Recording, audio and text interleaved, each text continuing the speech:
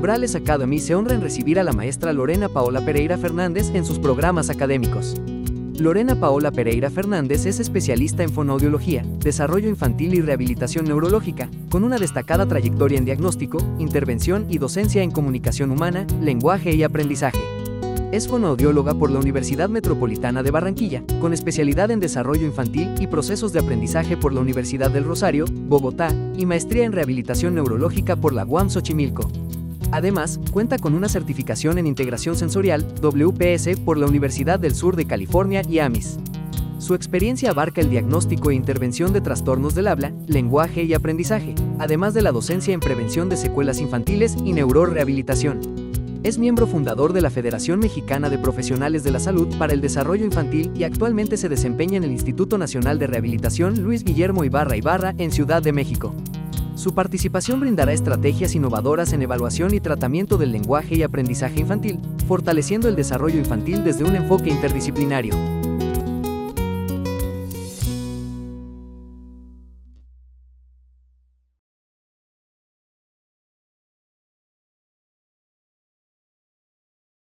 Buenas tardes. Bueno, para mí es un honor estar aquí en este Foro 14 hablando de un tema que me apasiona.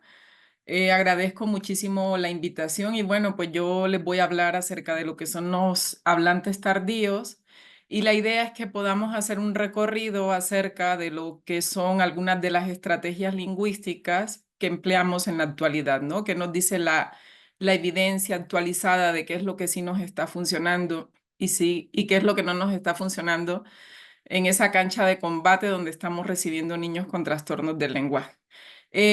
Pues quiero hablar un poquito acerca de cuáles son los hitos y fenómenos evolutivos del proceso de la adquisición del lenguaje.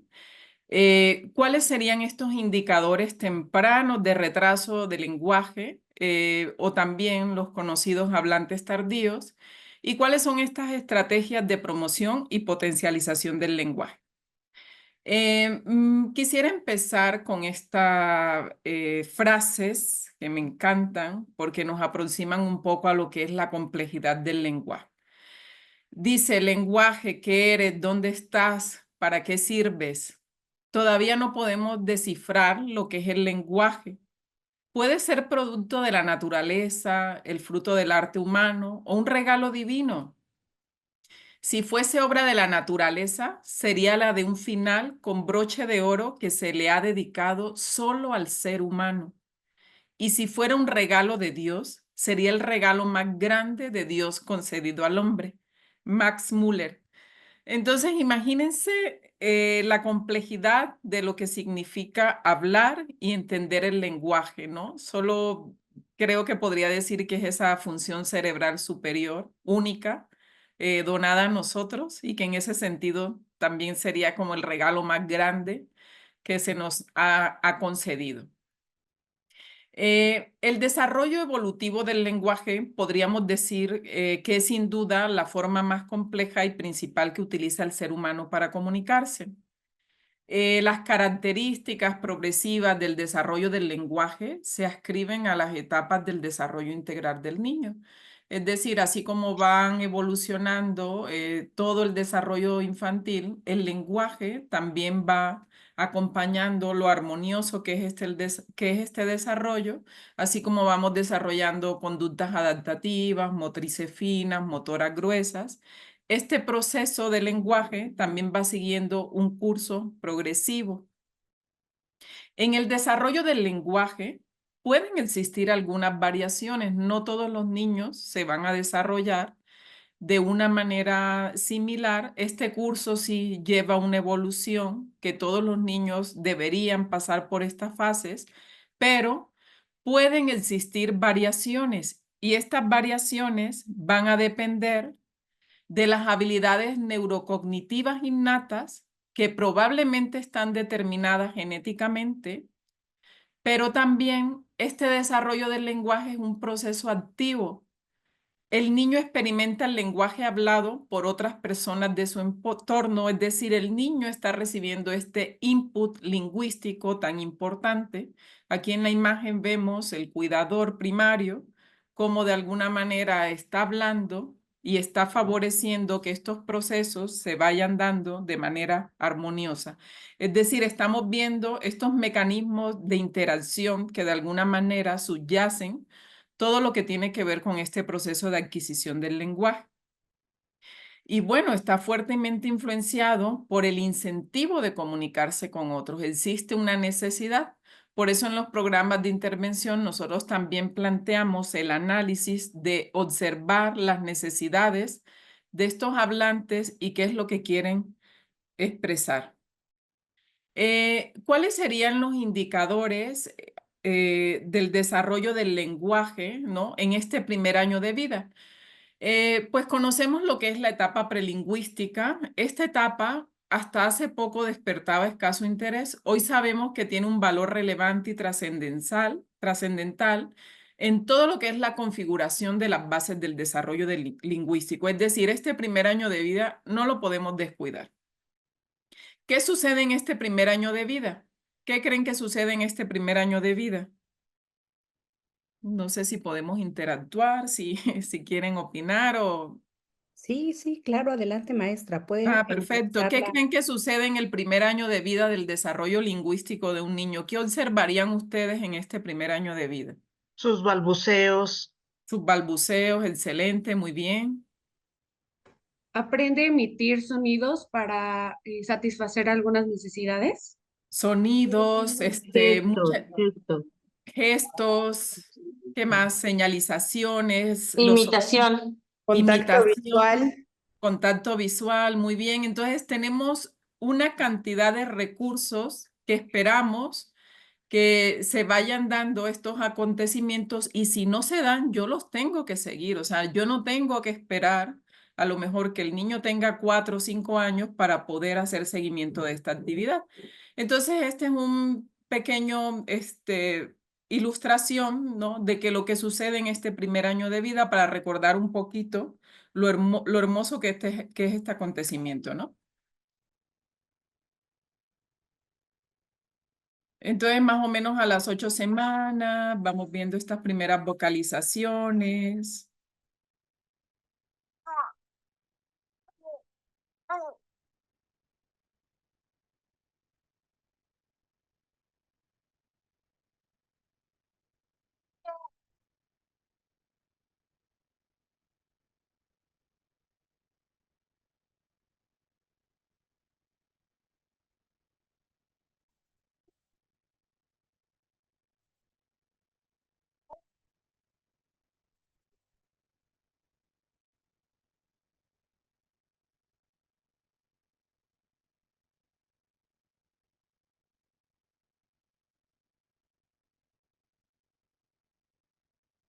La sonrisa es otro elemento. Continúan las vocalizaciones. Estas vocalizaciones se van incrementando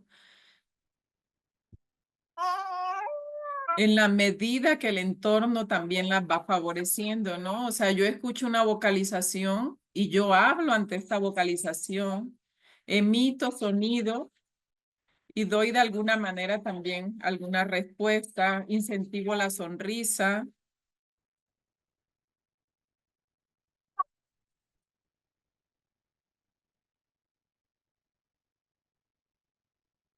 Los gritos, ante esos gritos, continuamos viendo todo lo que es la intención comunicativa, ¿no? Entonces, el entorno debe continuar favoreciendo estos procesos para que este desarrollo del lenguaje se pueda ir dando de manera armónica o normal, ¿no?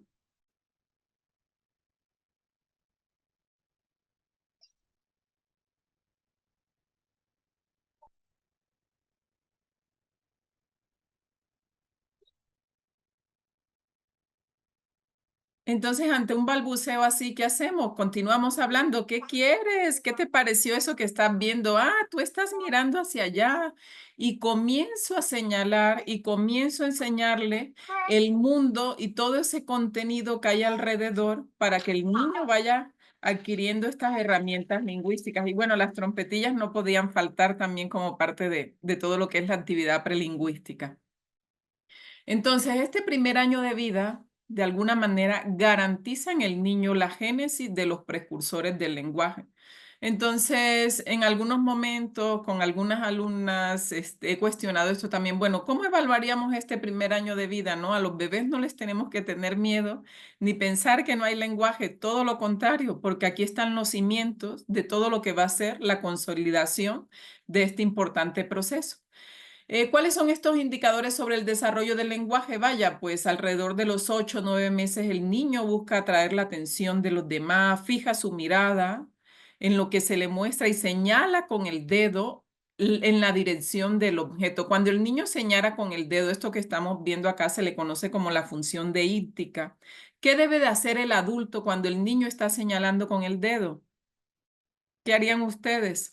Repetirle qué es lo que quiere, o sea, que trate de decirnos con sus propias palabras qué es lo que él está intentando decir y Ok, que intente vocalizar. que intente vocalizar, y aunque el niño en este momento no tiene a lo mejor un vocabulario estructurado, pero el adulto atiende. Y es un poquito aquí también donde vamos construyendo algunos otros indicadores como son la atención conjunta, cuando el niño señala un objeto o la tríada del objeto y el adulto también responde ante esto, ¿no? Entonces son indicadores del desarrollo evolutivo, pero también son unos indicadores que nos pudieran estar hablando de algún desfase. También en este periodo los niños sacuden la cabeza para expresar no, decir adiós con la mano, emitir sonidos que se asemejan a las palabras e imitar la voz del adulto. La mayoría de los niños dicen sus primeras palabras entre los 10 y los 12 meses, por ejemplo, una petición, una designación. Las primeras frases, ¿no? Aparecen entre los 20 y 24 meses. Aquí ya comenzamos a ver la justaposición de dos palabras, generalmente para designar una acción, y al final del segundo año de vida, el niño ha acumulado un vocabulario de 250 a 300 palabras. Entonces ya a final del segundo año de vida deberíamos esperar que el niño posea un vocabulario suficiente para comenzar con todo lo que va a venir siendo la expansión gramatical. Entre los 26 y los 36 meses, el niño comienza a pronunciar frases de 3 palabras. Mientras tanto, estas frases van a aumentar en longitud y la gramática se vuelve más precisa y compleja, incluyendo la capacidad de usar todo lo que son las preposiciones. Y si puedes dar la cuenta a las 2. Incluyendo la capacidad de Ay, si yo le dije a la chica y me dijo, no, todavía A no. ver, por favor, Hola, buenas agradecemos, tardes. por favor, Perdón. quien haya abierto Micrófonos. micrófonos, por favor. Disculpe, maestra. Una disculpa, por favor. No se Gracias. preocupe. Yo dije, ¿qué pasó? Ok. Mientras tanto, también nos vamos aproximando un poco a lo que son las categorías gramaticales del español, de la lengua a la que está expuesto al niño, ¿no? Entonces, entre los 3 y los 5 años, los niños comprenden la mayor parte de lo que otros les dicen y sus frases e historias se vuelven gradualmente más complejas. Y de los 3 a los 5 años, son capaces de entender cómo iniciar una conversación para captar la atención de los demás y cómo turnarse para escuchar y hablar durante la conversación. Es decir, aquí comienza a emerger también lo que es la capacidad pragmática del lenguaje, de poder hacer uso de el poder iniciar un tópico conversacional, mantenerlo y finalizarlo. Es decir, grandes acontecimientos a nivel lingüístico están sucediendo en este periodo. Y a los 3 años, el vocabulario de un niño es alrededor de 1000 palabras, aumentando a más de 5000 palabras a los 5 años.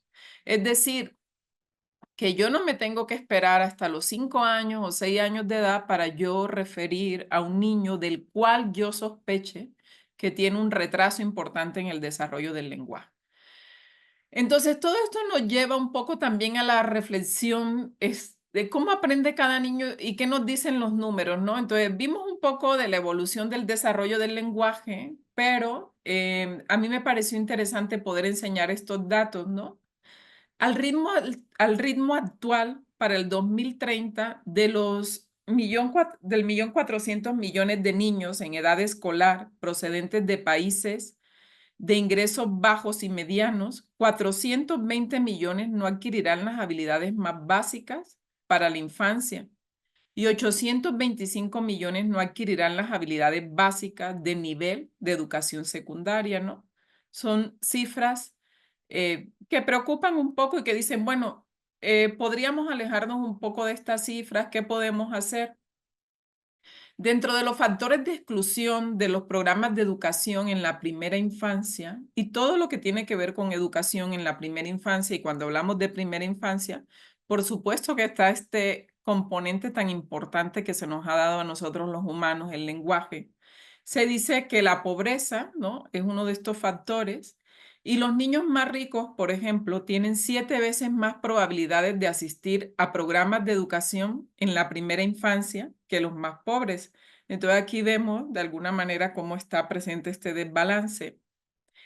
El nivel educativo de la madre, los niños de madres con educación secundaria o superior tienen 5 veces más probabilidad de asistir a programas de educación en la primera infancia. Es decir, los niños de madres con educación primaria o inferior, pues van a estar por acá abajito.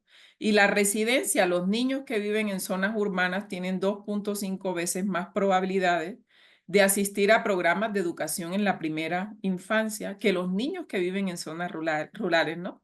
Entonces seguimos navegando en el barco de las desigualdades, de las inequidades, pero esto no nos debe detener, porque todos nosotros desde la escuela, desde el ámbito clínico, desde el ámbito terapéutico, somos también como esos adultos referentes que podemos de alguna manera aproximar y transformar un poco este desarrollo. Entonces, por eso un poco muestro estas cifras y cuáles son estos factores que también pudieran ser determinantes, pero no son decisivos, ¿no? Porque ahí es donde entramos nosotros a decir, bueno, si están estos factores, a lo mejor yo estoy dando clase a niños en una zona rural, pero yo voy a ser ese adulto significativo que sí enseñe a amar la educación y a que su lenguaje también vaya avanzando de manera significativa. Varios estudios han reportado que la prevalencia de retrasos del lenguaje es del 10 al 15%. Otros estudios han mostrado que aproximadamente el 17 al 26% de los hablantes tardíos pueden presentar dificultades en el lenguaje hasta los 6 años de edad. Entonces aquí tenemos algo importante porque puede que estos niños que comienzan con un rezago del lenguaje, sí persista esto hasta los 6 años de edad, y esto se va a complejizar más si no hay intervención temprana. Entonces acuérdense, intervenir, observar tempranamente, de alguna manera nos podría llevar a que no se instauren este tipo de trastornos del lenguaje tan severos, ¿no? Un TEL, un trastorno específico del lenguaje, un trastorno del desarrollo del lenguaje. Y bueno, los trastornos del lenguaje constituyen un motivo frecuente de preocupación. También las estadísticas nos señalan que un 15% de los niños en edad preescolar presentan algún tipo de trastorno leve o grave de lenguaje, y aproximadamente, esta es una cifra que uno dice, o sea, ¿cómo? Tengo que comenzar a intervenir muy bonito el lenguaje y a observarlo y trabajarlo, porque, ¿qué creen? El 50% de este grupo luego va a tener dificultades en el aprendizaje escolar. Entonces, son niños que van a pasar de este rezago del lenguaje, además, a comenzar a luchar con una dificultad en la adquisición de los aprendizajes pedagógicos, en adquisición de la lectura, de la grafía y de todos estos componentes que ustedes están trabajando. Y bueno, y todo esto nos lleva a preguntarnos, pero bueno, ¿qué será esto de un hablante tardío, no? ¿Qué se conoce como alguien que está hablando tarde? ¿Ustedes qué creen que sería un hablante tardío? Cuando no puede expresar las palabras o las dice fragmentadas, o a lo mejor muchas veces nosotros decimos dice palabras mochas. Cuando dice palabras mochas, ya es un niño que sospechamos que tiene retraso del lenguaje. Muy bien. Cuando solo no, se queda en el balbuceo. Cuando se queda como en el balbuceo y como que yo digo, es que ya debería decir, mamá, papá, dame leche, y el niño todavía no dice nada de eso, ¿no? Como que se queda un poquito estancado. o cuando no emite ningún sonido. O cuando no emite ningún sonido. Muy bien. Ok, entonces Cuando habla, Sí. cuando habla con señas, o sea, por ejemplo, para decir, él me pegó, le hace él, se pega en la cabeza. Ok, cuando utiliza las señas en vez de utilizar la función lingüística. Muy bien, entonces todo esto que ustedes han enumerado son algunos de los signos de alerta o de alarma que tengo que atender y que no me tengo que esperar a que el niño tenga 4 y 5 años.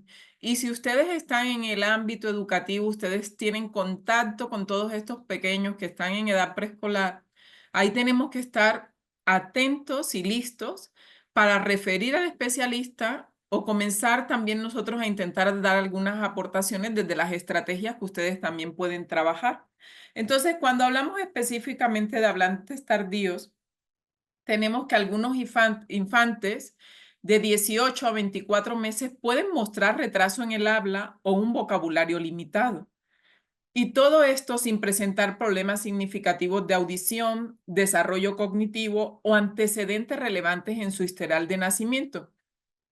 Es decir, no tenemos nada congruente que nos explique por qué este niño está teniendo un desfase en el desarrollo del lenguaje. La emergencia tardía del lenguaje se refiere a una demora en el desarrollo del lenguaje en niños pequeños, generalmente aquellos que no alcanzan ciertos hitos lingüísticos a la edad esperada. Entonces, todo eso que ustedes acaban de decir, por eso tenemos que conocer la normalidad. Cuando yo conozco cómo se va dando la normalidad, yo puedo decir es que el niño está desfasado. No en vano, yo creo que ustedes sí deben de tener una aproximación y manejar así con contundencia. Es que el niño a los 3 años debe de decir esto, el niño a los 2 años ya debe de tener unas 200 palabras y no solamente decir 5 o 4. O sea, tenemos que desmontar esto que a los 2 años los niños empiezan a hablar. No, a los 2 años ya los niños deben de tener un vocabulario considerable. Se diagnostican niños de 18 y 30 meses. Repito, no estoy repitiendo porque me haya equivocado en las diapositivas, sino que quiero dejar una huella en su memoria de que existe un vocabulario limitado y no utilizan frases o combinaciones de palabras de manera típica para su edad. Es decir, no están siguiendo con este desarrollo normoevolutivo que nosotros esperaríamos que se debería de presentar. El hablante tardío a los 18 meses no usa al menos 20 palabras. Dicho de otra manera, el hablante tardío tiene un retraso, escuchen bien, en el desarrollo inicial del lenguaje. Ya existen otras patologías a nivel lingüístico que podemos ir diagnosticando más adelante, pero en este momento el retraso es en este desarrollo del lenguaje inicial. El hablante tardío a los 24 meses no llega al menos a 50 palabras y combinaciones de 2 palabras. Y hay estudios que nos dicen que un niño de esta edad debería decir mínimo 100 palabras. Existe una alta probabilidad, aquí es donde ponemos la bandera de la intervención, ¿no? Existe una alta probabilidad de que los hablantes tardíos evolucionen hacia un retraso del lenguaje y que esto de alguna manera podría convertirse en un trastorno del lenguaje. Entonces, tenemos que comenzar a identificar en el maternal, en el preescolar, cuándo los niños están rezagados a nivel lingüístico y comenzar a trabajar y actuar para evitar también todo el curso de todo lo que va a ser una intervención, una frustración y todo lo que va a generar este tipo de trastorno pues, en nuestros niños. ¿Cuáles serían los factores de riesgo del trastorno del desarrollo del lenguaje? Los factores de riesgo podríamos decir que no son predictores sólidos, aunque son más frecuentes en niños con trastornos del lenguaje que en niños con desarrollo típico. Pudieran ser algunos factores de riesgo para desarrollo del lenguaje, por ejemplo, tener antecedentes familiares con dificultades del lenguaje, negligencia o abuso o maltrato infantil, complicación en la gestación, el parto, a no ser que causen algún síndrome, trastorno o condición, y vivir en un entorno con nivel socioeconómico bajo. ¿Por qué creen que vivir en un entorno con nivel socioeconómico bajo pudiera ser un factor de riesgo para desarrollo del lenguaje? Porque no tiene interacción el niño, no tiene forma de estar en comunicación con alguien más o de tener algunos elementos o materiales para desarrollo de su lenguaje, ¿pudiera ser? Sí, porque tenemos a lo mejor pocos recursos que puedan estar ayudando. a todo lo que tiene que ver con esta estimulación, ¿no? Entonces, un entorno deprimido, un nivel socioeconómico bajo, también nos lleva a que haya quizás un nivel educativo también más bajo, y por ende la educación o los procesos diádicos que pudieran ir transformando esta evolución del desarrollo en el día a día, quizás no se puedan estar de alguna manera presentando. Y bueno, el bajo nivel educativo de los padres, hay literatura que nos ha reportado, ¿no? Que a mayor en el nivel educativo de los padres, también los padres se convierten en estos principales transformadores de lo que pudieran ser estas áreas del desarrollo. Entonces, el pronóstico, los niños hablantes tardíos pueden no presentar otros retrasos en el desarrollo y en muchos casos, eventualmente, alcanzan a sus compañeros en habilidades lingüísticas, ¿no? Entonces, pudiera ser que un hablante tardío pueda ir avanzando, ¿no? A sus compañeros en habilidades lingüísticas. Sin embargo, algunos niños hablantes tardíos pueden estar en mayor riesgo de tener dificultades continuas en el lenguaje o en otros aspectos del desarrollo cognitivo y social. Entonces, esto nos ha reportado la literatura, en alguna revisión de algunos artículos, aquí tenemos las referencias, nos han dicho, bueno, puede que alcancen algunos, pero también tenemos otros hablantes tardíos que van a tener un mayor riesgo de tener dificultades continuas en el desarrollo del lenguaje. Es por todo ello que es importante hacer un seguimiento y, si es necesario, intervenir temprano para apoyar el desarrollo lingüístico del niño. Creo que van surgiendo algunas preguntas, no sé cómo es la dinámica, si vamos respondiéndolas o... Maestra, usted tiene la opción, si gusta terminar la disertación y al final dar el tiempo, o si a usted le parece también, de las dos formas. Nosotros en el Instituto Umbrales respetamos mucho la libertad de cátedra. Ah, muy bien.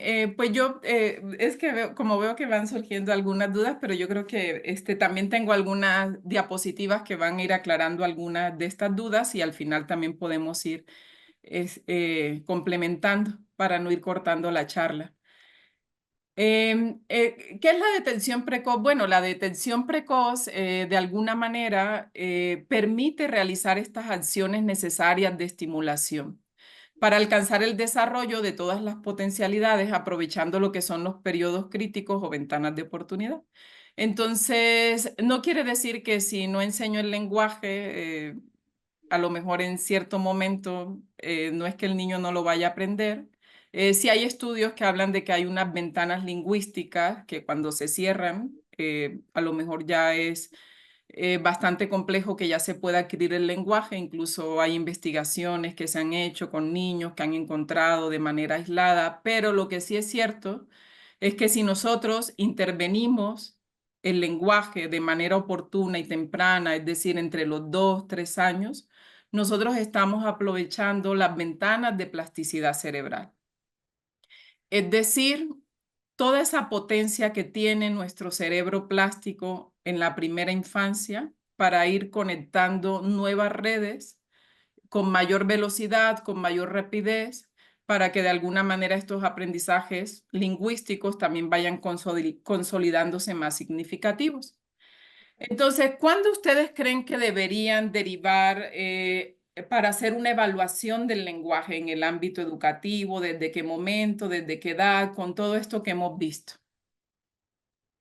Pues yo creo que desde la evaluación diagnóstica, ¿no, maestra? Cuando recibimos al niño. Yo en mi caso estoy viviendo una situación de un pequeño que no habla mi niño, trata de hablar, se esfuerza, pero no lo hace. Le acaban de hacer un estudio y le dijeron que tiene mal desarrollo cerebral y epilepsia no convulsiva, que su hemisferio izquierdo no ha desarrollado y que ese es el motivo por el cual no habla. Él trata de entenderse conmigo y yo he logrado entenderle a través de su expresión, corporal y gestual.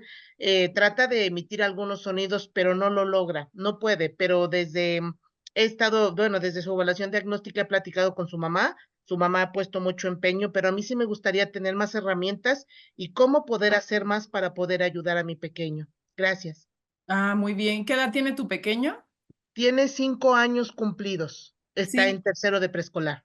Bueno, aquí parecía que estamos ante un diagnóstico específico neurológico y evidentemente aquí hay como una situación que es lo que está generando la situación de la alteración del lenguaje. Esto no quiere decir que podamos hacer nada, ¿no? Porque el cerebro de los niños y también de los adultos es plástico y por eso existen también las terapias, las maestras, que podemos de alguna manera seguir impactando y me parece muy bien que tengas todo este interés.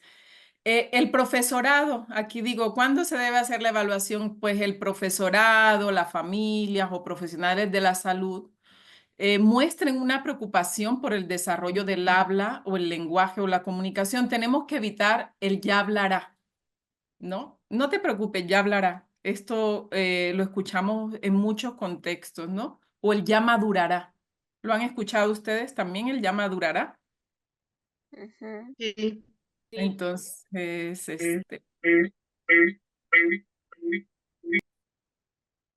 el ya madurará, el desarrollo se va dando pues, de una manera armónica, pero hay niños que van a necesitar que nosotros podamos dar un acompañamiento quizás un poco más específico, ¿no? Entonces, debemos derivar también cuando se observe una falta de progreso en el desarrollo del lenguaje o en los resultados académicos a pesar de tener apoyo específico en el aula. ¿Cuáles serían los mitos? Pues cuando entra a la escuela hablará. Este también es otro mito, ¿no? Pero la verdad es que los hablantes tardíos es probable que también pueden presentar dificultades en la escuela. Sí es cierto que la escuela, ¿no? Ayuda muchísimo a potencializar muchas habilidades y también nos ayuda mucho como en la parte del desarrollo lingüístico, porque los niños están inmersos en una rutina, hay cantos, hay rimas, hay juegos, hay aprendizajes, hay secuencias. Todo esto también va organizando el cerebro para todo lo que tiene que ver también con el lenguaje, con el desarrollo motriz, con conducta adaptativa. Pero no podemos solamente decir, bueno, cuando entra a la escuela hablará, porque también hay solamente dejarle como todo a la maestra y la maestra resuelve y la maestra tiene el compromiso de que porque ya ingresó a la escuela ya es suficiente. No, a veces tenemos que indagar qué es lo que está detonando, si hay alguna situación a lo mejor a nivel anatómica, funcional, o si simplemente es un retraso del lenguaje que tiene que ver ¿Puedo, un... Sí, puedo hablar? sí, aquí damos la Es- palabra. Ujú. Este, lo que pasa es que, como dice, no se le debe de dejar toda la carga de trabajo al profesor. Las mamás deben de estimular el lenguaje por medio de canciones. La música es un medio excelente para que los niños aprendan a hablar. Por ejemplo, bueno, yo soy de México, ¿no? Las famosas canciones de Cricri. Karen, Karen, Karen, tenemos Ajá. solamente una hora de la disertación, Ah, sí, doctora. ¿Te sí, parece ya que está bien. tenemos posibilidad que nos comparta? Y les agradeceré que puedan ir escribiendo sus dudas en el chat. De esta manera podríamos hacer más ágil la participación. Por favor, agradezco a todos su comprensión. Muchas gracias y también gracias por la aportación y lo de la música estoy de acuerdo contigo, son de esos recursos que nos ayudan a fomentar y a favorecer el desarrollo del lenguaje. Entonces pensemos que hasta cierto punto es normal que un niño que no puede comunicarse con palabras presente rabietas, aislamiento, reacciones de llanto, estereotipias, ecolalias, estereotipias, que son movimientos repetitivos, ¿no? Que a lo mejor las manos pareciera que se mueven mucho, algunas partes de su cuerpo, ecolalia, eco en estas palabras que él alcanza a producir, o que busque legítimamente refugios tranquilizadores. ¿Y por qué comento todo esto?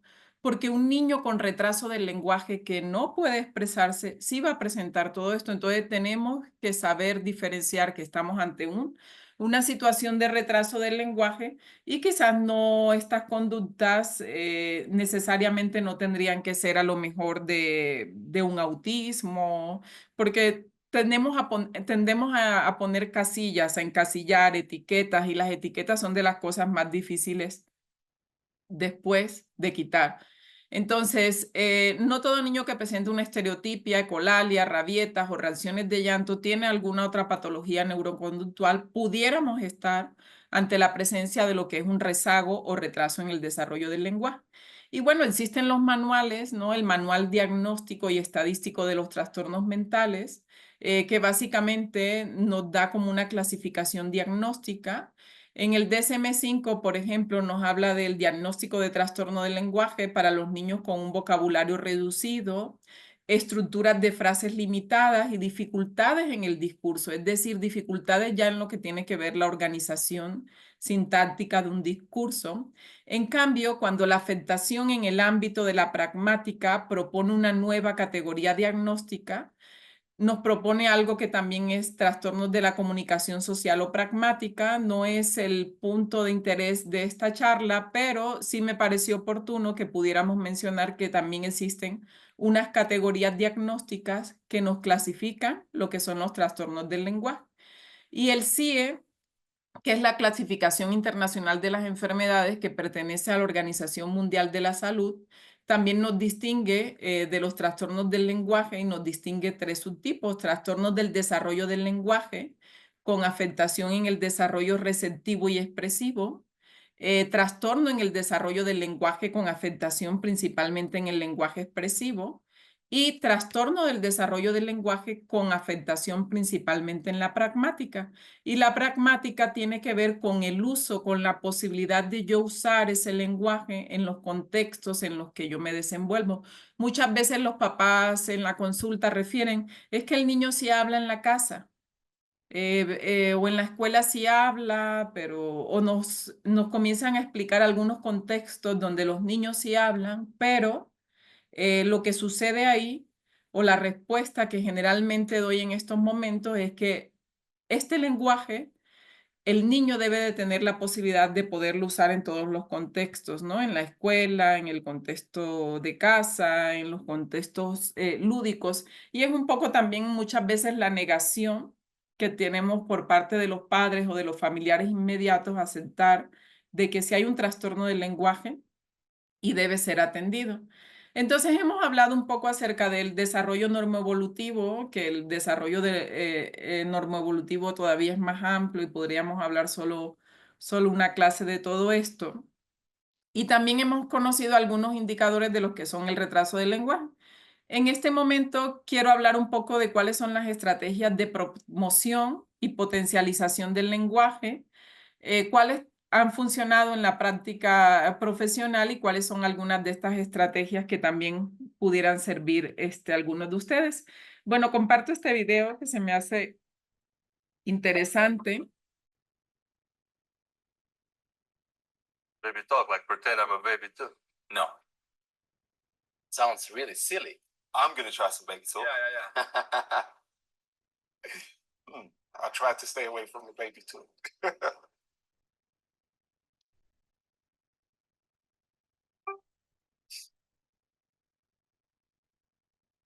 Oh, I didn't know that. I didn't know that at all. Really? Wow. I see. Wow. Okay. Didn't know that. Daddy wants to. I can't do it. I know what you mean, but I don't know if you hear this voice. Hey, little one. I feel a bit strange doing that, to be honest. The plane's coming. Come on, open your mouth. Do you want to? They want you to be happy. Put your shoes on. See? Shoes? You want to play with the little puppy dog? Do you want the pink ones or the blue ones? Daddy, no.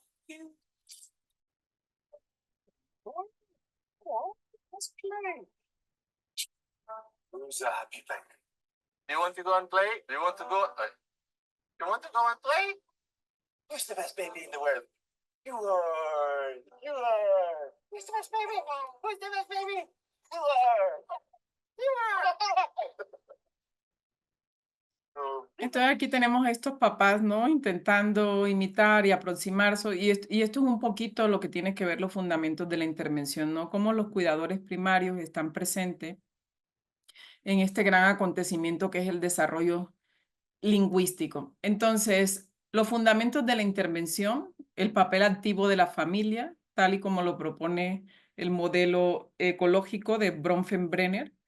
El logopeda o terapeuta del lenguaje asesora en cuanto a la idoneidad de los objetivos y a los estilos conversacionales a desarrollar.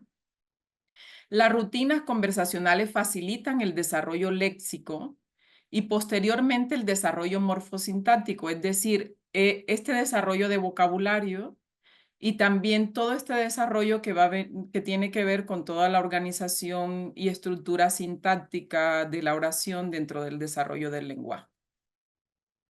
Los programas de intervención temprana utilizan enfoques efectivos que impactarán en el desempeño posterior de la comunicación. Es decir, entre más temprano nosotros comencemos a intervenir, de alguna manera vamos a encontrar respuestas más adecuadas a estos objetivos que nos estamos planteando. Y vuelvo a lo mismo, aprovechamos todo lo que es la plasticidad cerebral. Las intervenciones dentro de la rutina proporcionan un andamiaje ideal y un contexto para la enseñanza. Aprovechamos lo que es la interacción responsiva, ¿no? A través de la interacción de los padres, de los cuidadores que podamos ir desarrollando.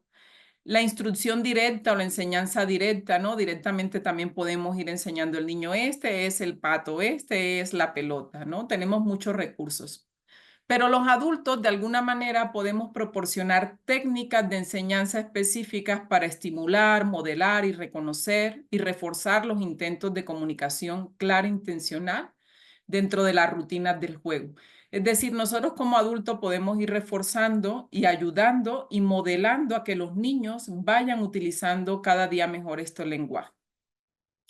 Básicamente utilizamos todo esto para ayudar a los niños que todavía no hablan y a la transición de lo que sería esta comunicación preintencional a que el niño vaya desarrollando una comunicación más intencional, más espontánea y donde cada vez pueda hacer uso mejor de esta pragmática, ¿no? Podemos utilizar un modelo de mando, ¿no? Pueden ser preguntas de personas adultas, órdenes o directrices. Una persona adulta inicia un episodio de enseñanza diciéndole al niño, ¿qué es lo que quieres? ¿Qué quieres que te pase? Comenzamos a nombrar el objeto. Ah, tú quieres la pelota. ¿Qué está ahí? La pelota. Intentamos que el niño también de alguna manera vaya repitiendo o se vaya aproximando a esta producción lingüística que yo estoy haciendo. Este modelo o estas estrategias más bien siguen la iniciativa del niño, el organizar el medio ambiente para inducir directamente o directamente las producciones, los gestos específicos dirigidos, vocabulario, estructuras lingüísticas. Por ejemplo, estamos esperando que quizás en una interacción receptiva, básicamente vamos a enseñar a las personas cuidadoras a tener una alta recepción de los intentos de comunicación del niño. Entonces, aunque suene un poco descabellado, muchas veces tenemos que enseñar a estos cuidadores y a estos padres, es que el niño está queriendo decirte algo, es que aquí hay intentos de comunicación y tú tienes que aprovechar estos momentos para comenzar a impactar, ¿no? Y también la enseñanza directa, pues básicamente estamos impulsando, reforzando y retroalimentando inmediatamente sobre partes del vocabulario o gramaticales ya en secciones estructuradas y con un guión, ¿no? Bueno, ahorita vamos a trabajar este campo semántico, voy a enseñar vocabulario, pero a su vez estoy enseñando frutas y estoy enseñando frutas, pero ya yo comienzo a enseñar una oración al niño y la manzana me la comí ayer o voy agregando cada vez más categorías gramaticales, por ejemplo, en esta estructura de la oración. Y bueno, existen otros programas de intervención que se llegan a utilizar con los niños más pequeños. Este es un programa que se llama Hablando nos entendemos los dos. Perdón.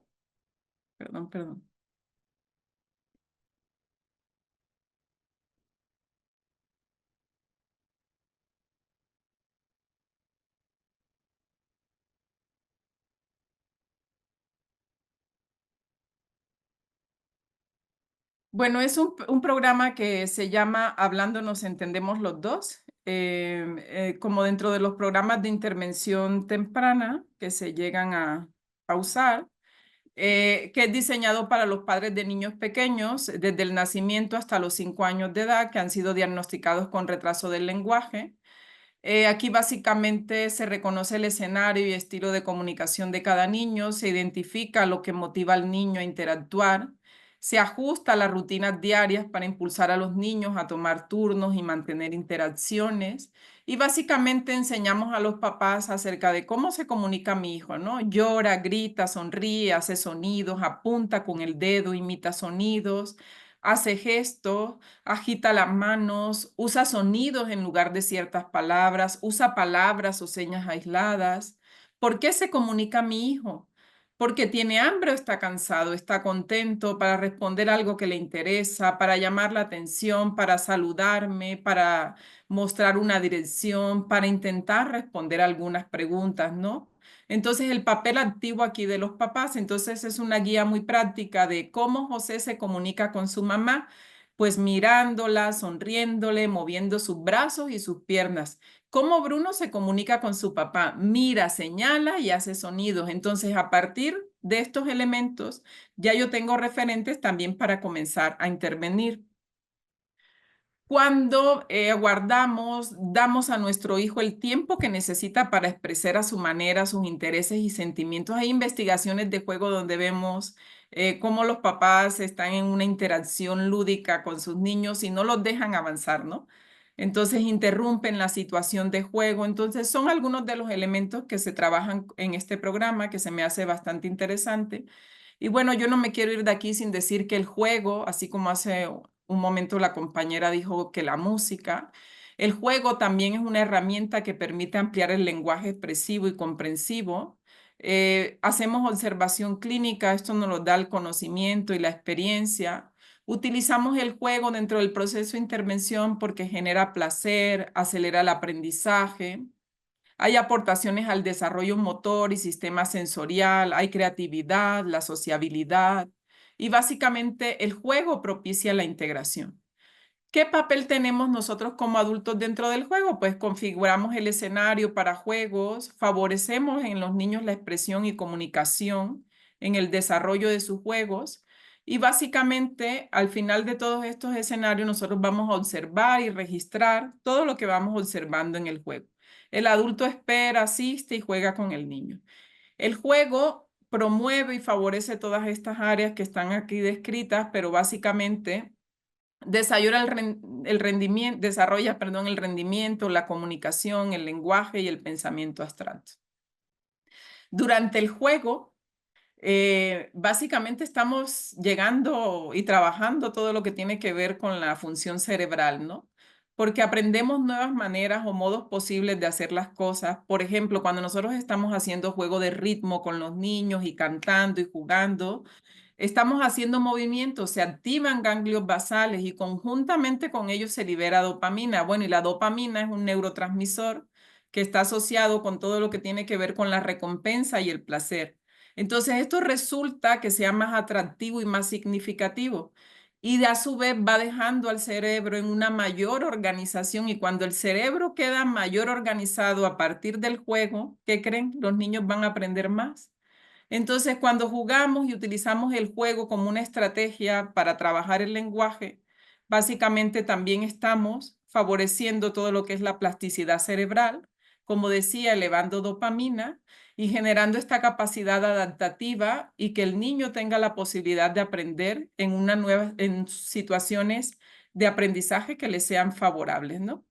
Hay investigaciones que nos han hablado cómo la respuesta del cortisol a la exposición de juego y a la exposición de pantalla.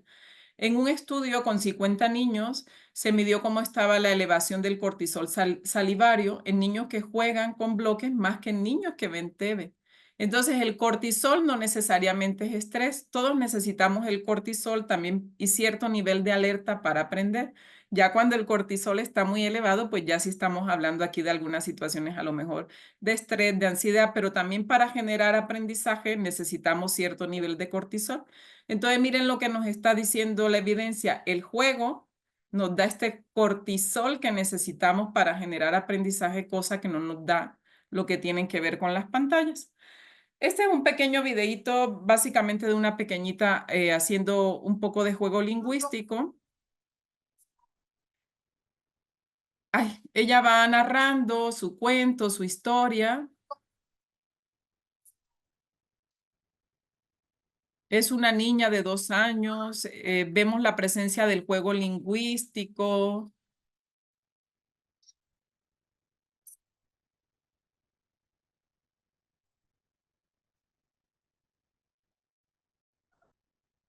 Hay un poco de imitación también en lo que el cuidador primario hizo con ella, ¿no? Ella lo replica con sus juguetes y así con el juego también vamos aproximando a todo lo que es el desarrollo del lenguaje. El juego también nos sirve como un recurso de evaluación, ¿no? Autores importantes han dicho que el juego constituye un instrumento eficaz también para la investigación lingüística. Acá tenemos otra situación de juego, ¿no? Quizás un juego no tan organizado como el que estaba presentando la otra pequeñita. No se escucha el sonido. ¿Tiene sonido? Ay, ¿no se escucha? En lo anterior tampoco, ¿no? No, solo como iba narrando lo que ocurría en el video, pues Ok. Hola, Josué. Bueno, ¿Has visto a mis animales? ¿Dónde están? este pequeñito no está Vamos a hacer hablando. juegos.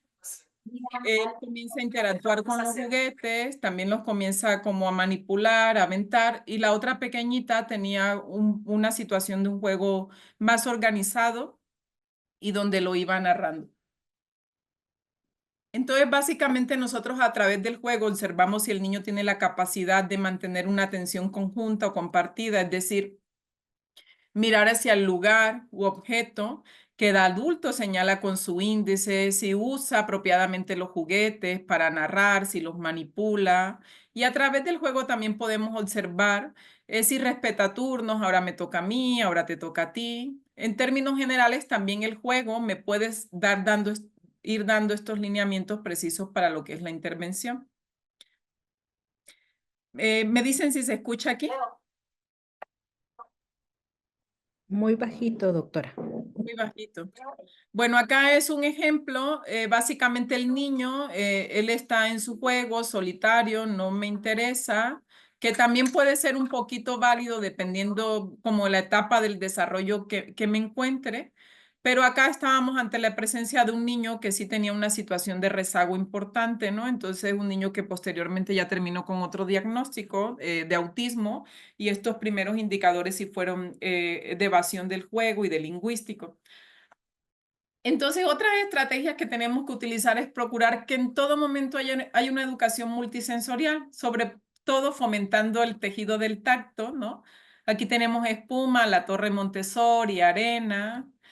Acá tenemos un pequeño con retraso del lenguaje. Yo comencé a trabajar con él con espuma, bañamos unas frutas, unas verduras, y este niño se bañó él en espuma, ¿no?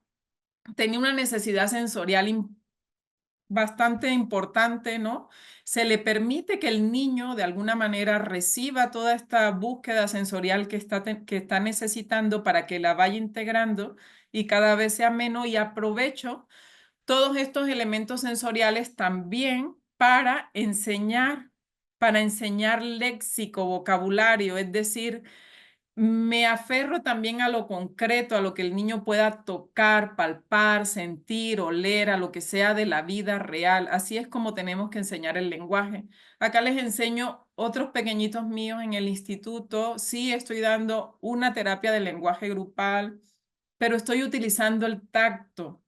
Los niños están sintiendo con sus manos, estaban dibujando campos semánticos de frutas, de verduras, socializaron, fueron felices.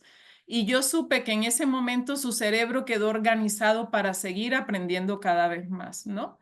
Entonces, tenemos investigaciones que nos hablan como un ambiente poco estimulante. Tenemos las neuronas de una rata criada en un ambiente poco estimulante, un ambiente normal.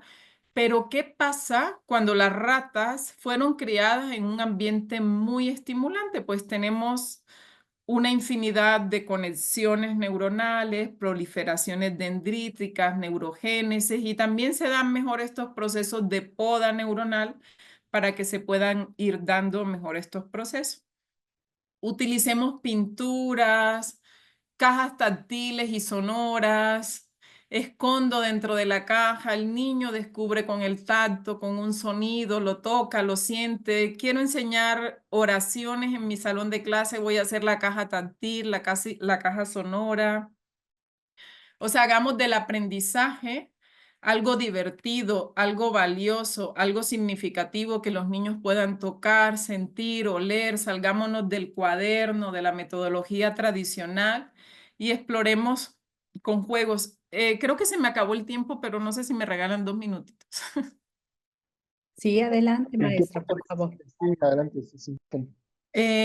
Bueno, hay un artículo muy interesante que que se llama 30 millones de palabras. Construyendo el cerebro de los niños. Y dice conectarse, conversar más, compartir turno. ¿Qué es la brecha de las 30 millones de palabras?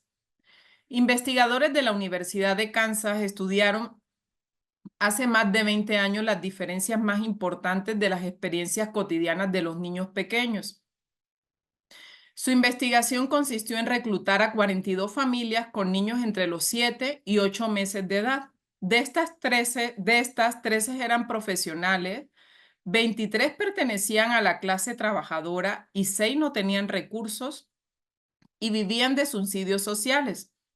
Durante 1 hora cada mes, los investigadores observaron a los niños y sus padres siguiendo sus interacciones verbales. La brecha de las 30 millones de palabras, ¿qué fue lo que hallaron? La diferencia entre los niños cuyos padres les leían y los niños cuyos padres no los leían es ya para los 3 años de edad de un promedio de 30 millones de palabras.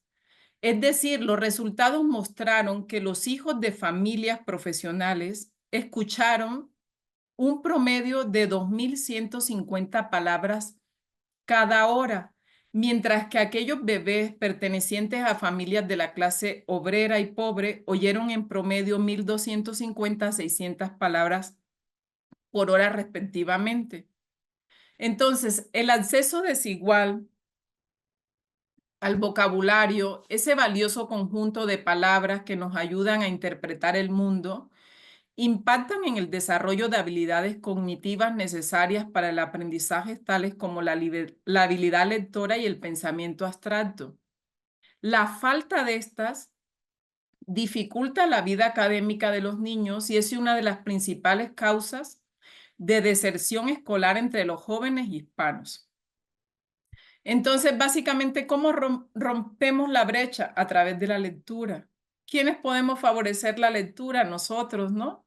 ¿Quiénes podemos crear esta pasión por la lectura, por los libros, por los vocabularios, enseñar el léxico a los niños, los maestros, los terapeutas, los padres, los cuidadores primarios? Entonces, este es un mensaje importante que yo creo que nos debe de dejar huella, sobre todo que está dicho, o sea, entre más les leamos, entre más los involucremos con los libros, con los textos, entre más juguemos con ellos, vamos a hacer que este tipo de brechas sean cada vez más cortas, ¿no?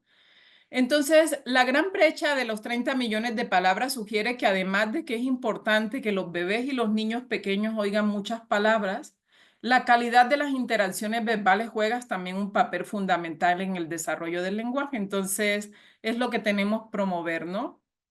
Un cuidado sensible, amoroso a los niños, que siempre debemos luchar por eso, y que estas interacciones verbales no tengan el teléfono, ¿no?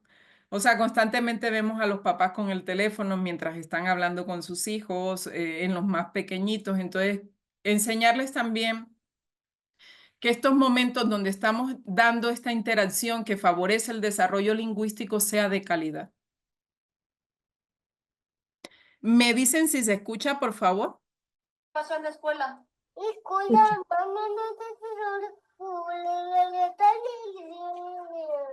¿Sí se escucha? Sí, maestra.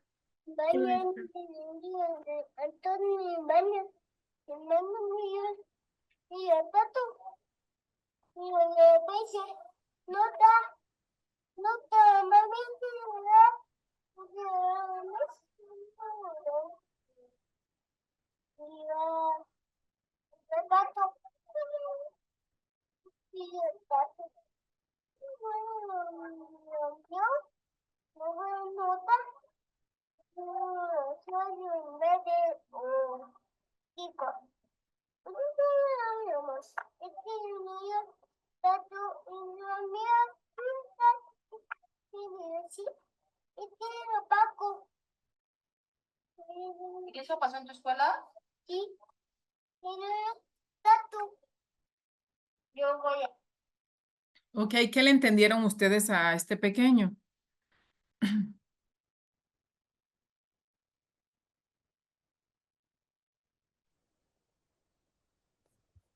Hola. Creo que el silencio dice mucho, Ok, maestra. el silencio dice mucho, ok. No estoy Nada, dice Leti. nada, ok, Algo de es un barco, ¿no? Algo de un barco, decía él. algo de un barco, ok. Les presento este caso porque este es un niño que llega con un retraso importante del lenguaje, su edad es de 5 años, 3 meses. En su historia se refiere que el niño, pues nadie lo refirió ni a los 2, ni a los 3 años, ni a los 4 años. Este niño llega hasta los 5 años. Entonces, no lo podemos hacer así. O sea, la identificación temprana, o sea, nosotros tenemos que identificar estas banderas rojas en el desarrollo del lenguaje. Él ha avanzado, de hecho aquí ya ha avanzado, él está intentando narrar y él hace una estructura, pero en este momento no se le entiende nada. En este momento lo vamos a llevar a que cada día vaya avanzando un poco más ya en lo que tiene que ver con la inteligibilidad, es decir, a trabajar todo lo que es su aparato fonoarticulador, que mueva más su boca, proposición, en cavidad oral y ir trabajando además la estructura sintáctica de la oración. Entonces, imagínense este pequeño, ya dentro de un año va a estar expuesto a mayor contenido pedagógico de lectura y escritura. Y esto se va convirtiendo un poquito más grande, ¿no? Entonces, identifiquemos tempranamente, refiramos para tratar también de aprovechar todos estos elementos que tienen que ver con la plasticidad cerebral. Bueno, acá tenemos otro trabajo donde estamos trabajando con espuma, aprovechando el tacto para enseñar vocabulario.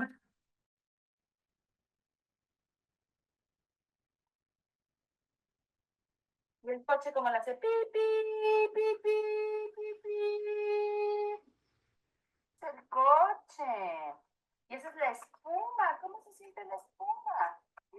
Se siente rica, suavecita. Entonces, con un niño más pequeño intentando enseñar vocabulario, pero aquí estamos apoyándonos de los sentidos, ¿no? Entonces, me ha tocado ver cuadernos, donde solamente como que se intenta enseñar un sonido.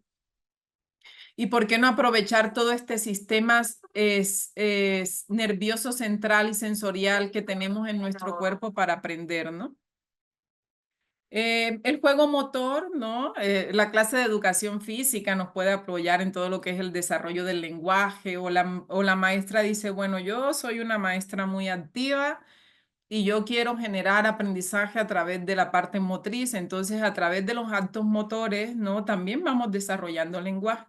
Todos estos niños que ustedes ven aquí cursan con un rezago importante en el desarrollo del lenguaje y su terapia no está siendo sentada en una silla, en una mesa, en un cuaderno. Su terapia está siendo trabajada desde su cuerpo, desde el salto, desde el ritmo. Aquí podemos trabajar colores, con estos aros podemos trabajar estructura sintáctica. Es decir, aprovechamos todo esto valioso que tiene la infancia para también ir fomentando todas estas habilidades del desarrollo, ¿no? Entonces, recordemos que el aprendizaje cambia la estructura física del cerebro, ¿sí? Porque nosotros con cada aprendizaje que estamos aportando, intentando dar a los niños, de alguna manera estamos transformando también redes neuronales, conexiones que son muy importantes para todo lo que es el aprendizaje del lenguaje y el aprendizaje motor. Y bueno, esto sería todo de mi parte. Pues fue un gusto estar acá y bueno, muchas gracias por su valiosa atención. Sé que hay muchas dudas, Así muchas es. preguntas. Lo bueno es que siempre deben de quedar dudas, preguntas, inquietudes. Pues una curiosidad. Dos preguntas, A ver, dos ¿les parece preguntas. que usamos, por favor, No, entonces y esto nuestro es, turno de preguntas para que es tengamos mucha claridad? expectativa y eso es bueno. Dos preguntas nada más. ¿Quién es? Por Eh, favor, ¿puedes abrir tu cámara, Mariana? No, no soy Mariana, soy Ya la Karen. abrí, Ah, es que están abiertos varios micrófonos, por ya favor. la abrí. Entonces, ok, adelante con tu pregunta. Yo tengo una pregunta. Tengo un chiquito que tiene como año, 5 meses, aproximadamente 6. Él apenas aprendió a caminar porque no caminaba y camina con los brazos hacia arriba, pero él sí no me hace ni un solo sonido, no hace gestos. Y obviamente me identifiqué mucho cuando usted comentaba que se estresan porque él empieza como a llorar, se angustia porque quisiera como interactuar con sus compañeros y no puede. Ok, bueno, yo creo que aquí tenemos bueno, descartar que no haya ninguna otra situación. Confiemos en que no hay otra situación, que estamos ante la presencia de algunos rezagos, de algunos indicadores tempranos del lenguaje. Y pues todo lo que estábamos viendo acá, ¿no? Comenzar a interactuar de calidad, comenzar a trabajar lo que es la actividad prelingüística de frente, hablarle, imitar, comenzar a enseñar algo de vocabulario mientras el niño atiende algún objeto, quizás hablarle, ah, sí, es una manzana, mírala, tócala, o aquí está tu mano, utilizar mucho el espejo. El espejo en esta edad te da mucha retroalimentación sensorial. Y cuando tú pones al niño al espejo, él se va a descubrir y se va a sonreír y quizás tú le puedes comenzar a decir, y aquí están los ojos. Entonces yo creo que esa sería como una aproximación inicial. Si esto persiste, sí sugiero referir a un especialista para que se haga una evaluación del desarrollo. Pero yo creo que podrías comenzar a trabajar con todo esto y a lo mejor estas manifestaciones de llanto, irritabilidad pudieran ser también que la rutina, el ambiente está un poco desorganizado. O sea, la ¿Puedo rutina hacer también. una pregunta? Sí, Ya puedo adelante. hacer. Yo quiero saber si existe evidencia del lenguaje de los bebés y si hay alguna especie de forma de descifrar el lenguaje de los bebés. De cómo descifrarlo. Sí, porque los bebés se comunican entre ellos. Sí. Y yo siento que es como un lenguaje que tienen. Sí, Pero hay un proceso de comunicación. Efectivamente, lo que se está dando es un proceso de comunicación y pues la evidencia científica hasta donde conozco básicamente nos dice que estos intercambios de miradas, de balbuceo, los bebés sí están haciendo como intercambios comunicativos que posteriormente van a llegar a una mayor comprensión, pero creo que la ciencia sigue trabajando un poquito acerca del desciframiento de todo lo que está sucediendo, sobre todo en el cerebro. Pero lo que sí estoy claro es que sí hay un proceso de comunicación y que hay investigaciones de psicología del desarrollo que creo que están avanzando cada día un poquito más en descifrar un poquito cuáles son estos elementos que participan o que tienen los componentes de la comunicación en este momento. y el mutismo selectivo puede empezar como un problema del lenguaje y luego convertirse en eso. El mutismo selectivo es una afectación del lenguaje que debe de tener como varias perspectivas de análisis. En algunas ocasiones puede ser un tema que está relacionado con elementos de ansiedad, ¿no? De ansiedad, niños que han sufrido alguna situación de abuso, de maltrato. Entonces sí tenemos que apoyarnos mucho aquí en la interdisciplinariedad, en el ámbito psicológico, psiquiátrico. Y también podríamos analizarlo desde la perspectiva también lingüística, como en qué momento el niño si se anima a hacer algunas producciones. Pero el mutismo selectivo llega a tener un componente psicológico bastante importante. Entonces aquí sí yo recomiendo como la interdisciplinariedad y analizar bien el caso. O sea, porque es un mutismo, el niño no habla nada, pero entiende todo, entonces comenzamos como a indagar un poquito y a partir de ahí como que vamos tomando algunas directrices. Muchas gracias, maestra. Les vamos a solicitar a todos que utilicen la botonera. Cuando necesiten hacer una pregunta, abran sus cámaras en atención a nuestra maestra. Queremos ceder el turno a Maritza Pérez y le agradeceríamos que abra su cámara para hacer su pregunta. Gracias. Buenas tardes. Mi pregunta va con respecto, bueno, sí, ya nos dio algunas estrategias de cómo empezar a trabajar con algunos pequeñitos. Mi pregunta es, ¿en dónde puedo buscar algunas otras más? Tenemos un pequeñito de 4 años y sí me preocupa un poquito su lenguaje, ya que no es comprensible. Se asimila mucho al video que pasó en donde no le entendemos nada al pequeñito, pero veo un poquito de resistencia en la mamá, ya que ella me dice, yo sí le entiendo todo. Entonces, ¿de qué manera, pues, darle más herramientas desde la escuela? Bueno, aquí yo te sugeriría siempre que observes mucho la parte comprensiva del lenguaje. Es decir, creo que dijiste que sientes que el niño no comprende muy bien. Sí, de hecho, él tiene ya 4 añitos, pero hasta su andar, le gusta mucho andar como en cuatro puntos. Cuatro A puntos. veces corre y pareciera como chimpancécito y así. Ahorita como que lo ha dejado un poquito, pero sí, él le gusta mucho así desplazarse. Cuando era más chiquito, recuerdo que alguna vez lo vi, se desplazaba como si fuera dinosaurio y todo le compraban de dinosaurio y él era como dinosaurio. Ok, pues mira, yo comenzaría fortaleciendo mucho todo lo que es la parte comprensiva, es decir, enseñándole contenido de esta manera así sensorial, descriptivo y comenzando a trabajar también todo lo que tiene que ver con la expresión. Es decir, nos pudiéramos apoyar un poco en imitación, movimientos de la boca. A mí me gusta mucho trabajar lo que es la parte como propioceptiva, la conciencia de la cavidad oral, algo de masaje, de que el niño sienta que cuando mueve su lengua a lo mejor el sonido sale de manera diferente, que sople, que sienta. Un poquito aproximarnos como desde la expresión y la comprensión y utilizar también como la estrategia de los opuestos, inferencias, análisis y síntesis, hacer estructuras, secuencias donde el niño pueda narrar. El cuento es una estrategia maravillosa para fortalecer el desarrollo del lenguaje o también para intervenir cuando ya tenemos estos desafíos. Y bueno, si sientes que ya se sale un poco de las manos, yo creo que también hay que trabajar mucho con la mamá, ¿no? Entre la aceptación, porque si la mamá tampoco nos apoya, también estamos encontrando ahí un bloqueo importante.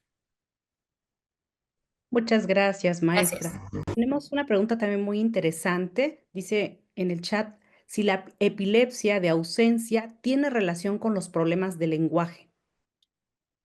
Bueno, la epilepsia es un cuadro clínico y sí llega a tener relación porque de alguna manera aquí se está afectando todo lo que es la actividad eléctrica a nivel cerebral. Y el lenguaje es una función cerebral superior que también tiene unos correlatos neurobiológicos importantes. Entonces, habría que indagar un poco acerca de si este niño está tomando medicamento, cada cuánto son estas crisis de epilepsia. Y aquí lo que yo sugeriría es trabajar. O sea, porque cada vez que nosotros estamos trabajando, interviniendo, intentando enseñar y aprender, estamos de alguna manera favoreciendo todo lo que es la plasticidad cerebral, los mecanismos de interconexión. Entonces, ya tenemos la patología, está la epilepsia. Entonces, si puedo, ayudo a este niño a irse sistematizando y estimulando cada vez más su lenguaje. Y sí tendría relación con el rezago. Ok. Otra pregunta es, ¿a qué especialista se debe acudir cuando un niño de alrededor de 3 años empiezan a identificar que no tiene un habla inteligible, que sí puede relacionarse con niños de su edad, pero los adultos no le entienden y frecuentemente respira con la boca abierta? Muy bien. Bueno, lo ideal sería que lo refirieras con un terapeuta del lenguaje, que también se le conoce como logopeda, terapeuta del lenguaje, fonoaudiólogo. Aquí en la Ciudad de México, bueno, y en México en general también se le llama profesional o licenciado en comunicación humana para una valoración completa de lo que es el desarrollo del lenguaje. Y este a su vez debería referirlo quizás con un otorrino pediatra o un pediatra para determinar esto de la respiración oral, porque esto pudiera ser un mal hábito oral que está impactando también en todo lo que tiene que ver con su órgano fonoarticulador, porque lo que sucede cuando los niños tienen malos hábitos orales, por ejemplo, la respiración oral, la respiración que nosotros debemos de tener es nasal, ¿no? Inspiro mi aire por la nariz y lo expulso por la boca. Cuando el niño respira por la boca, le sucede que sus músculos del rostro se van volviendo hipotónicos, el tono muscular baja, el paladar se hace ojival, como si se hiciera una casita, y se altera todo lo que es la respiración, se reseca, ¿no? Todo lo que es su laringe, su garganta, y también comienzan a haber fallas en este proceso de coordinación fonorrespiratoria que es necesaria para el habla. Entonces, ya cuando nosotros tenemos niños que son respiradores orales, tratamos de eliminar estos malos hábitos orales y también referimos con un otorrino pediatra para ver si no es algo de la estructura anatómica. Muy bien, maestra. Y por último, esta ya es una pregunta curiosa, que ¿qué tipo de espuma es la que usted utiliza y cuál nos recomendaría para niños pequeños? Bueno, bueno, generalmente compro de la espuma habitual que está en el súper, no sé, Gillette o a las mamitas a veces, porque ellas también trabajan con la espuma y todo, me dicen, encontré una en la bodega Aurrerá que viene grande y está muy barata, ¿no? Entonces, no he encontrado una espuma que diga que no es tóxica ni nada de eso, ni la espuma es tóxica. Nada más tengo precaución cuando los niños son buscadores orales, que la espuma no se la vayan a llevar a la boca, ¿no? Sobre todo porque, bueno, sí trae olor, sabor y todo eso, pero es una espuma normal de las que se utilizan para afeitar y básicamente me gusta mucho porque hay niños, en su mayoría, que lo disfrutan, hay otros niños que te los van a rechazar. Lo que sí te digo es que cuando un niño te lo esté rechazando, no se lo impongas. Ok, no lo toleras, no lo tocas, perfecto. Entonces te voy a meter el objeto que yo quiero que descubras en amaranto. Entonces me llevo al salón de clases y a lo mejor hago una caja sensorial de amaranto, le escondo objetos y ahí ese niño va a encontrar, ok, amaranto no, lenteja. Entonces, pero la idea es que podamos conectar la mano. La mano tiene infinidad de terminaciones nerviosas, ¿no? Y todas estas terminaciones que están en la mano se conectan en el cerebro, porque todo lo que nosotros tocamos va al cerebro. Y en el cerebro nosotros, hay la corteza somatosensorial, donde también está dibujado, o así se le ha llamado, el famoso homúnculo de Penfield, ¿no? Que se conoce como el pequeño hombrecillo, no sé si lo han visto, que es una figura que tiene unas manos enormes, una boca grande, y esto básicamente el tamaño es proporcional a la estructura o al territorio que ocupa esto a nivel cerebral. Y esto no quiere decir que las manos tienen muchas sensaciones y que todo lo que yo toque va a llegar al cerebro. Entonces yo digo, ¿y por qué no voy a utilizar las manos si yo le estoy enseñando vocabulario a los niños? ¿Y por qué no le voy a permitir que toque, que sienta, si a mí me garantiza que el niño cuando toca, sienta, lo experimenta mejor, lo va a integrar mucho mejor? Maestra Lorena, estamos muy agradecidos. La verdad ha sido una disertación muy interesante. Muchas gracias porque nos compartió sus estrategias. Recordemos que el tema de esta disertación fue Hablantes tardíos, estrategias lingüísticas. Cumplimos el objetivo. Muchas gracias. Estamos muy honrados con su participación para el Instituto Umbrales. Es de gran valía contar con ponentes de la trayectoria profesional y que nos puedan compartir su trabajo profesional que desempeñan día a día. Muchísimas gracias. Hasta aquí cerraríamos. Vamos a dar paso entonces a una participación de nuestro director general, que también quiere dirigirle unas palabras. Muchas gracias, maestra Lorena. Muchas gracias a ustedes y un honor haber estado aquí en esta tarde. Muchas gracias al Instituto Umbrales por haberme invitado y a todos los que sacrificaron también su tarde para escuchar esta charla. Y aquí estoy a sus órdenes para lo que se ofrezca. Mm, Muchas gracias, maestra Lorena. Pues agradecemos mucho la colaboración tan rica que has compartido. Eh, Digo, yo no soy terapeuta del lenguaje, pero me anclé en el tema y súper interesante. Creo que es una profesión hermosa, bonita y compleja. O sea, sí tienes un lenguaje, o sea, complejo. Creo que es una profesión que precisamente demanda mucha formación, ¿no? Sí, no solo rehabilitamos Rs, Exactamente, por porque favor. de pronto Ya es lo quedó que claro vive. que el lenguaje es una función cerebral superior y que el terapeuta del lenguaje solo no rehabilita R o el niño que no puede decir la R, sino vemos la complejidad que subyace este proceso, ¿no? Pues bien, hermosa profesión la Bueno, de ustedes y gracias, maestra Lorena. Te agradecemos muchísimo la colaboración. chao. Estaremos haciendo llegar la constancia de la UNAM. Gracias. Chao. Gracias a ti, gracias.